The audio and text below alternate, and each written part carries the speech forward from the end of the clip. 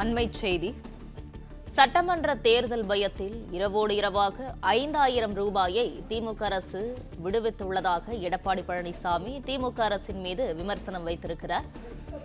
மேலும் விவரங்களோடு இணைந்திருக்கிறார் செய்தியாளர் மாணிக்கம். விவரங்கள்.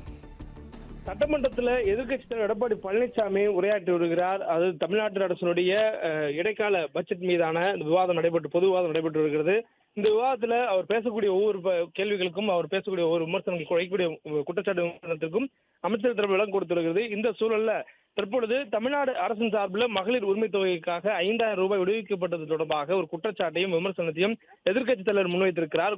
தேர்தல் பயத்தின் காரணமாக இரவோடு இரவாக ரூபாய் 5,000 விடுவித்திருப்பதாக எதிர்க்கட்சி எடப்பாடி பழனிசாமி குற்றச்சாட்டையும் விமர்சனத்தையும் சட்டப்பேரவையில் முன்வைத்திருக்கிறார்.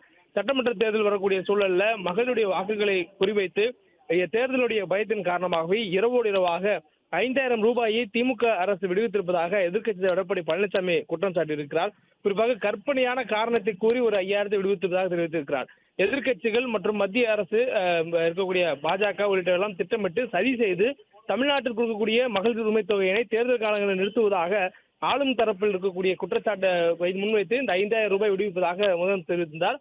அதுவும் குறிப்பாக மகளிருக்கு கொடுக்கக்கூடிய 1000 தடுக்க நினைத்தால் நாங்கள் 5,000 கொடுக்கிறோம் என்று திமுக தரப்பினர் தெரிவிக்கக்கூடிய சூழல்ல அதற்கு அந்த குற்றச்சாட்டுக்கு பதிலளிக்கும் விதமாகவும், அதே நேரம் இந்த 5,000 விடுவித்திருக்கக்கூடிய அரசுடைய இந்த செயலை விமர்சிக்கும் விதமாகவும் எதிர்க்கட்சி தலைவர் பேரவையில் பேசி வருகிறார்.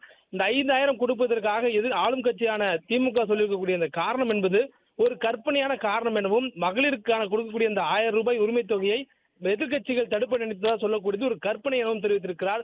அந்த போன்ற ஒரு திட்டமோ செயலோ இல்லாத சூழல்ல கற்பனையான ஒரு காரணத்தை கூறி தேர்தல் பயத்தின் காரணமாகவே இரவோடு இரவாக 5,000 ரூபாயை திமுக அரசு விடுவித்திருப்பதாக எதிர்க்கட்சி தலைவர் குற்றச்சாட்டை முன்வைத்திருக்கிறார். மேலும் இந்த தேர்தல் பயம் என்று குறிப்பிடக்கூடிய சூழல்ல கற்பனையான காரணங்களை முன்வைத்து சூழ்ச்சியை புரிந்து கொண்டு முதலமைச்சர் விடுவித்தார் என்பதெல்லாம் நகைப்புக்காக இருப்பது என்ற அடிப்படையில் எதிர்க்கட்சி தலைவர் பழனிசாமி குற்றம் சாட்டு வைத்திருக்கிறார். அதே நேரத்தில் இதற்கு பதிலளிக்கும் விதமாக அமைச்சர் தங்கம் தென்னரசு பதிலளித்து வருகிறார்.